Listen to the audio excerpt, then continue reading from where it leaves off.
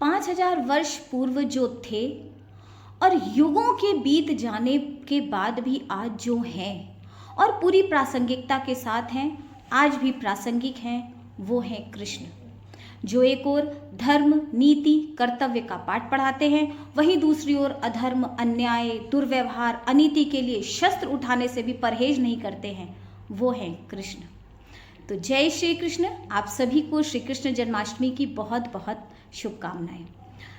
आज मैंने सोचा कि हम सभी श्री कृष्ण को पालने में झुलाते हैं, जन्माष्टमी मनाते हैं, झांकियाँ सजाते हैं, लेकिन उनके चरित्र पर चिंतन शायद कुछ कम करते हैं। आज आवश्यकता इस बात की है कि हम किसी भी तीज त्यौहार को निश्चित रूप से मनाएं, धूमधाम से मनाएं, लेकिन उसके साथ साथ यह भी ज़रूरी हो जाता है कि जिसके लिए हम वो त्यौहार मना रहे हैं, जिस महापुरुष या जिस देवता या जिस ईश्वर के लिए हम उस त्यौहार को मना रहे हैं, उसके चरित्र से भी हमने क्या सीखा। तो आज मैं बात करती हूँ श्री कृष्ण जी के बारे में। आज श्री कृष्ण के जन्म दिवस के अवसर पर मैं उन्हें महापुरुष कह करके संबोधित कर रही हूँ। आप सोच रहे होंगे कि मैंने महापुरुष क्यों कहा।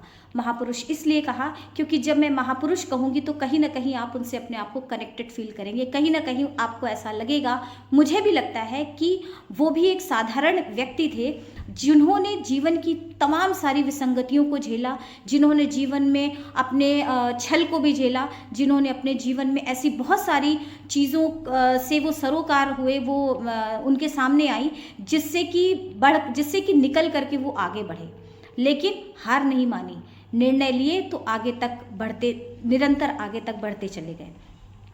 आज मैं अपने अल्प ज्ञान के माध्यम से और जो कुछ भी मैंने थोड़ा बहुत पढ़ा है, जाना है, समझा है अपने जीवन के अनुभवों से, उसके माध्यम से मैं कुछ एक बातें आपके सामने प्रस्तुत करना चाहूँगी। कृष्ण और कर्ण, महाभारत के दो ऐसे पात्र जिन दोनों के जीवन में तमाम सारी समानताएं हैं। कृष्ण के और कर्ण के, दोनों के ही माता पिता ने उन्हें नहीं पाला, दोनों ही ऐसे रहे जो राजभवन से संबंधित थे, लेकिन उनका पालन पोषण अत्यंत साधारण परिवेश में हुआ। दोनों ही ऐसे थे जो अपने जन्म स्थान से दूर रहे।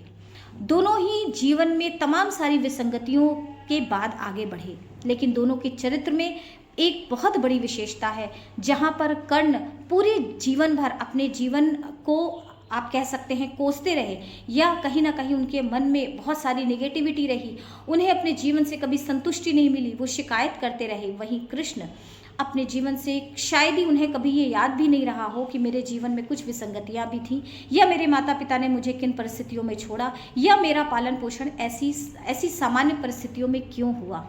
मतलब परसेप्शन, हम जीवन को किस तरह से ग्रहण करते हैं, हम जीवन को किस तरह से एक्सेप्ट करते हैं, हम जीवन को किस प्रकार से देखते हैं, ये चीज़ इम्पॉर्टेंट है। जहाँ पर कर्ण का अंत किस प्रकार से हुआ, ये हमसे और आपसे छुपा नहीं है, वहीं पर कृष्ण किस तरीके से कालजयी होकर आज भी हमारे बीच हैं, ये भी हम सब जानते हैं। तो जीवन को हमें किस तरीके से एक्सेप्ट करना है, किस तरीके से हमारा परसेप्शन होना चाहिए, ये बात निश्चित रूप से बहुत महत्वपूर्ण है। हम और आप सभी जीवन को जीते हैं, लेकिन जैसे ही हमारे जीवन में कुछ निगेटिविटी, कुछ परेशानियां, कुछ विसंगतियां आती हैं, तो हम तुरंत डावाडोल हो जाते हैं और हम ये सोचते हैं कि नहीं, ऐसा नहीं होना चाहिए, या ये चीज़ गलत हुई। ऐसी बहुत सारे विचार हमारे मन में आते हैं, लेकिन कृष्ण ने ऐसा नहीं किया। कृष्ण ने कहा हमारा जीवन जैसा भी है हमें एक्सेप्ट है, अब इसी के साथ में रह करके आगे बढ़ना है और अपने आप को सिद्ध करना है। जीवन को एक्सेप्ट कैसे करना है, इससे आगे बढ़ते हैं। आती हूँ कर्म की ओर। सबसे ज़्यादा जिस पर हम गीता पर बात करते हैं, श्रीमद् भगवद गीता में कर्म की बात कही गई। श्री कृष्ण ने कर्म को बहुत महत्वपूर्ण बताया। क्यों महत्वपूर्ण बताया और किस प्रकार के कर्मों की बात उन्होंने करने की कही। जब एक और अर्जुन अपना गांडीव रख देते हैं और ये कहते हैं कि मैं निष्क्रिय सा, निस्तेज सा हो रहा हूँ, उनका मुख पीला पड़ जाता है और उन्हें लगता है कि मैं कोई पाप कर रहा हूँ, मैं कोई गलत कार्य कर रहा हूँ, तो श्री कृष्ण उन्हें भान कराते हैं, उन्हें याद दिलाते हैं कि तुम एक शरीर नहीं हो, तुम एक आत्मा हो। तुम इस समय जिस प्रकार की बातें कर रहे हो या जिस तरह से तुम सोच रहे हो, तुम बॉडी कॉन्शियस होकर के सोच रहे हो, जबकि तुम्हें बॉडी कॉन्शियस नहीं होना, तुम्हें सोल कॉन्शियस होना है। तो हमको और आपको जब भी हम कोई कार्य करते हैं, कई बार ऐसा होता है कि हमें लगता है ये कार्य हम गलत कर रहे हैं या हमें ऐसा नहीं करना चाहिए या हमसे कुछ गलत हो रहा होता है। लेकिन वहीं पर दूसरी ओर हमें तुरंत इस बात पर भी ध्यान देना चाहिए कि जो श्री कृष्ण ने गीता में कही कि स्वयं को पहचानो, स्वयं को जानो, अपनी आत्मा की आवाज़ सुनो। तो यहाँ पर श्री कृष्ण किस प्रकार के कर्म की बात कह रहे हैं? वो कह रहे हैं प्रत्येक वो कर्म करो जो कर्म करने से इस संसार का भला होता हो, जो कर्म करने से धर्म की रक्षा होती हो। इसीलिए उन्होंने कहा निर्लिप्त भाव से आसक्ति रहित होकर के कर्म करो। जब हम आसक्त होकर के कर्म करते हैं तो निश्चित रूप से हम पूर्णतया ईमानदारी के साथ कर्म नहीं करते, और यदि हम वो कर्म करते भी हैं तो उससे हमारा या देश का और समाज का कल्याण नहीं होता। कहीं ना कहीं हम उसके लिए एक गलत भावना या गलत मैसेज ही दे रहे होते हैं। तो बहुत महत्वपूर्ण उद्देश्य जहाँ पर श्री कृष्ण कर्म के लिए कहते हैं कि निर्लिप्त भाव से रहो, निर्लिप्त भाव से होकर के कर्म करो, आसक्ति की भावना से रह करके हमें कर्म करना आना चाहिए। जब हम यह सोचेंगे कि हमारे इस कार्य से हमारे समाज का भला हो रहा है, हो सकता है थोड़ी देर के लिए आपको वो कर्म कष्टकारी लगे, करने में आपको कुछ दुविधा का एहसास हो, लेकिन वास्तव में वह वैसा होता नहीं है जैसा कि वो आपको नजर आता है।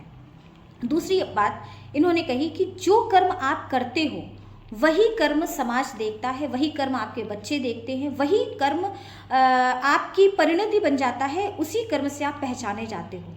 और आप सोच करके देखिए, कई बार ऐसा होता है कि जीवन में हमें ऐसी बहुत सारी चीज़ें नज़र आती हैं जो कि हमें देखने में गलत लगती हैं, जो कि हमें ऐसा लगता है कि हमें ऐसा नहीं करना चाहिए। लेकिन जब हम दूरदर्शी होकर के सोचते हैं, जब हम उसको निश्चित रूप से थोड़ा सोल कॉन्शियस होकर के सोचते हैं, तब हमें ऐसा लगता है कि जो कर्म हमने किए, जो कार्य हमने किए, वो कहीं ना कहीं हमारे देश के लिए, हमारे समाज के लिए और हमारे स्वयं के लिए दूरगामी स्थिति में उसके परिणाम बेहतर होंगे।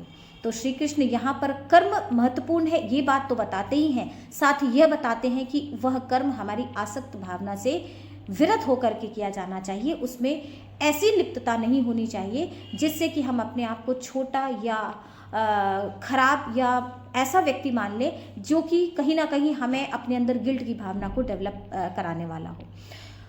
आगे बढ़ते हैं, जहाँ पर वो मन की चंचलता को स्वीकार करते हैं, जहाँ पर श्री कृष्ण अर्जुन को संदेश देते हैं और वो कहते हैं कि अपने मन को बांध करके रखो। तो अर्जुन बड़ी आसानी से कहते हैं कि ऐसा कैसे हो सकता है कि मैं अपने मन को बांध करके रखूं? मन तो बहुत चंचल है, मन तो पवन के समान वेगवान है और आंख पलक झपकते ही इधर से उधर चला जाता है, मैं इसे कैसे बांध करके रखूं? तो श्री कृष्ण बहुत अच्छी बात कहते हैं। वो कहते हैं कि जीवन का कोई भी ऐसा कर्म, जीवन का कोई भी ऐसा कार्य नहीं है जिसे निरंतर अभ्यास से पाया ना जा सके। तो यदि, और ये सारी चीज़ें ऐसी हैं जो हम सभी अपने दैनिक जीवन में देखते हैं और जानते रहते हैं। हमारे जीवन में ऐसा बहुत कुछ होता है जहाँ पर हमें लगता है कि, जैसा मैंने अभी पहले भी कहा, जहाँ पर हमें ऐसा लगता है कि हमें यहाँ पर कॉन्सेंट्रेट करना चाहिए, लेकिन हमारा कॉन्सेंट्रेशन वहाँ ना होकर के कहीं और होता है। हमें फोकस जहाँ पर होना चाहिए हम वहाँ पर फोकस ना करके हम कहीं और फोकस कर रहे होते हैं। तो वहीं पर श्री कृष्ण कहते हैं, उन्होंने भी मन की चंचलता को स्वीकार किया। सबसे बड़ी बात एक, अगर इसीलिए मैंने उनको महापुरुष कहा, अगर मैं उनको देवता कहूँगी तो आपको मन में आएगा कि ईश्वर है इसलिए ऐसी बातें कर रहे हैं, लेकिन उन्होंने कहा कि हाँ, मन चंचल है। उन्होंने उस चंचलता को स्वीकार किया और उस चंचलता को स्वीकार करने के बाद उन्होंने कहा कि ठीक बात है, मन चंचल है, मन पवन के समान वेगवान है, लेकिन ये भी उतना ही सत्य है कि यदि हम किसी बात के लिए निरंतर अभ्यास करें, उसके प्रति डेली कुछ ना कुछ प्रैक्टिस करें, तो हमारी कोई भी आदत हो, कैसी भी स्थिति हो, हम उससे बाहर आ सकते हैं।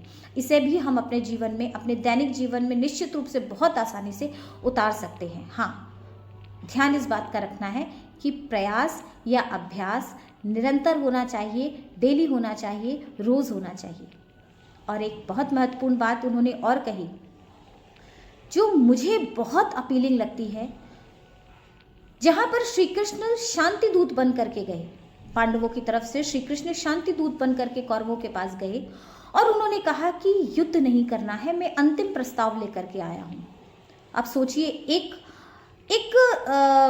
देवता जो, जिसे हम सब ये मानते हैं, जो आज, जिन्हें हम आज की समय में प्रासंगिक मान रहे हैं, जिनकी शिक्षाओं पे हम आज भी कार्य कर रहे हैं, वो शांति दूत बन करके कौरवों के पास गए और उन्होंने कहा कि युद्ध नहीं होना चाहिए। क्या मतलब निकला? मतलब ये निकला कि किसी भी स्थिति में अंतिम प्रयास तक हमें युद्ध को टालने का प्रयास करना चाहिए। अंतिम प्रयास हमारा यही होना चाहिए कि किसी भी स्थिति में कोई भी युद्ध या कोई भी ऐसी स्थिति परिस्थिति ना आए जिसमें कि हमें शस्त्र उठाना पड़े या युद्ध करना पड़े। लेकिन साथ ही साथ वो क्या कहते हैं कि युद्ध अंतिम विकल्प है, युद्ध अंतिम विकल्प है, लेकिन युद्ध नहीं होना चाहिए ऐसा उन्होंने नहीं कहा। उन्होंने कहा कि यदि धर्म की रक्षा होती हो, यदि नीति पर अनीति अधिक हो गई हो या कर्तव्य से मार्ग भ्रष्ट हो गया हो तो हमें शस्त्र उठाने या युद्ध करने में भी परहेज नहीं करना चाहिए।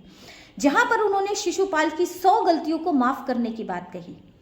शिशुपाल उनकी बुआ के बेटे थे और उनको ये अभिशाप था कि वो श्री कृष्ण के हाथों ही उनका वध होगा, तो वो हमेशा भयभीत रहती थी श्री कृष्ण से। और उन्होंने अनुनय विनय किया तो श्री कृष्ण ने उनसे एक ही बात कही कि आप चिंता ना करें बुआ जी, मैं शिशुपाल की 100 गलतियों को माफ़ करूँगा। फिर ये सब हम सभी परिचित हैं। शिशुपाल के 100 गलतियों को माफ़ करने के बाद, अब शब्द कहने के बाद, जैसे ही शिशुपाल के मुख से अगला अपशब्द निकला जो 100 को पार कर चुका था, श्री कृष्ण के सुदर्शन चक्र ने उनकी गर्दन उड़ा दी। मतलब कि हमें अंतिम प्रयास युद्ध को टालने का या युद्ध ना हो ऐसा करना चाहिए, लेकिन जहाँ पर मर्यादा का उल्लंघन होने लगे, जहाँ पर धर्म के ऊपर अधर्म आ जाए, जहाँ पर नीति के ऊपर अनीति आ जाए, वहाँ पर हमें युद्ध करना चाहिए, अपनी बात कहनी चाहिए और निश्चित रूप से ये निर्णय लेने के बाद पीछे भी हटना नहीं चाहिए। इसीलिए बाद में श्री कृष्ण ने कहा कि अब तो युद्ध होगा। तो जो श्री कृष्ण थोड़ी देर पहले शांति की बात कर रहे थे, जो श्री कृष्ण थोड़ी देर पहले सभी कुछ सामान्य स्थिति करने की बात कर रहे थे, जो श्री कृष्ण अनुनय विनय के साथ में वहां पर पहुंचे थे, वहीं पर उन्होंने अपना विकराल रूप दिखाया और कहा अब तो युद्ध होगा। तो ये थे श्री कृष्ण। और अंतिम युद्ध के बाद एक और बात आती है, मैं कहूँ कि घृणा के बाद एक और बात आती है, वो है अनुराग की, वो है प्रेम की। तो ये युद्ध का क्षेत्र था जहाँ पर श्री कृष्ण को हम और आप उनकी नीतियों से भली भांति परिचित हैं, बहुत कुछ हमने पढ़ा है, समझा है, जाना है। वहीं पर दूसरी ओर प्रेम के बारे में, जहाँ पर राधा उनसे कहती हैं कि कान्हा अब तो तुम हमें छोड़ कर के जा रहे हो, और क्या तुम्हें जरा सा भी इस बात का भान नहीं है कि मैं तुम्हारे बिना कैसे रहूँगी? क्यों ना ऐसा हो कि तुम मुझसे विवाह कर लो और मुझे भी अपने साथ लेकर के चलो। अब सोचिए उस श्री कृष्ण ने क्या कहा होगा। सबसे पहले तो श्री कृष्ण उनके मुंह फेर करके खड़े हो गए और उन्होंने कहा कि क्या अगर विवाह मैं किससे करूं, क्योंकि मैं और तुम एक ही तो हैं। अब यहाँ पर जो सोचने और समझने वाली बात है, ये परिभाषा हमारे और आपके सामान्य लोगों के बहुत जल्दी समझ में आने वाली नहीं है। जहाँ पर वो प्रेम की पराकाष्ठा में अलग अलग दो लोगों को नहीं मान रहे हैं, वहाँ कह रहे हैं राधा तुम और मैं दोनों एक ही तो हैं, तो मैं विवाह किससे करूं? सोचिए कि परम प्रेम की वो पराकाष्ठा जहाँ पर हम आज सिर्फ देह तक प्रेम को समझते हैं, जहाँ पर हम आज सिर्फ विवाह तक प्रेम को समझते हैं, जहाँ पर हम आज सिर्फ उसको प्रेम मानते हैं या उसको प्रेम समझते हैं कि जहाँ पर हम अगर एक हो गए बस हमारे प्रेम का अंत आ गया। अंत मतलब खत्म, प्रेम खत्म। जहाँ पर हम किसी डेस्टिनेशन तक पहुँचे वहाँ पर प्रेम खत्म। लेकिन जब हम एक हो गए तो प्रेम निरंतर है, हमेशा है, सदा है, शाश्वत है। इस प्रेम की बात श्री कृष्ण ने राधा से कही और इस प्रेम की बात श्री कृष्ण श्रीमद् भगवद गीता में हमें समझाते हैं। तो चाहे युद्ध की बात हो, चाहे प्रेम की बात हो, चाहे मन की चंचलता की बात हो, चाहे श्री कृष्ण को ये दुर्योधन को या अर्जुन को ये समझाने की बात हो कि जहाँ पर तुम्हें कैसा निर्णय लेना है, क्या कार्य करने हैं, वह सारी चीज़ें पूरी तरीके से अंदर से प्रसन्न चित्त होकर के तुम्हें सारे कार्य करने हैं, अपने कर्म क्षेत्र की बात हो, श्री कृष्ण आज के समय में भी उतने ही प्रासंगिक हैं। मैं निश्चित रूप से ये सारी चर्चा करने के बाद मेरी इच्छा ये हो रही है कि मैं निरंतर, अभी बहुत कुछ है कहने को और मैं आपसे बात करना चाहती हूँ, बहुत सारी चीज़ें कहना चाहती हूँ, लेकिन कुछ समय का अभाव है। और मैं आपको ये भी बता दूं कि तबीयत भी ठीक ना होने के कारण मैं वीडियो भी पोस्ट नहीं कर पा रही थी। आज मैंने गर्म पानी पी करके, और चूँकि मुझे आपसे बात करनी थी और इस श्री कृष्ण जन्माष्टमी को मैं व्यर्थ नहीं जाने देना चाहती थी। मुझे हमेशा लगता है कि जब भी कोई ऐसा उत्सव हो, श्री कृष्ण को हम कहते हैं श्री कृष्ण उत्सव है। श्री कृष्ण का जो चरित्र है वो उत्सव का चरित्र है। वो क्यों कहते हैं? वो इसीलिए कहते हैं कि हम इस उत्सव को मनाएं। तो हम इस उत्सव को कैसे मनाएं? हम मात्र झांकियाँ सजा करके, हम मात्र पालना हिला करके अगर हम इस उत्सव को मना करके इतिश्री समझ लेते हैं, तो मान करके चलिए ये बिल्कुल वही बात होगी कि जैसे बहुत सारा ज्ञान, बहुत सारी बातें, बहुत सारी अच्छी चीज़ें आपके सामने आने के लिए बेकल हैं, लेकिन आपने उन सारी चीज़ों से मुंह फेर लिया, आंखें बंद कर ली, खिड़की दरवाजे बंद कर लिए और आप एक छोटी सी चीज़ में सिमट करके रह गए। वह सारी चीज़ें भी आवश्यक है, वह सारी चीज़ें भी इम्पॉर्टेंट है, लेकिन इसके साथ साथ यह बात भी उतनी ही ज़रूरी है कि हम श्री कृष्ण के चरित्र से क्या सीखते हैं।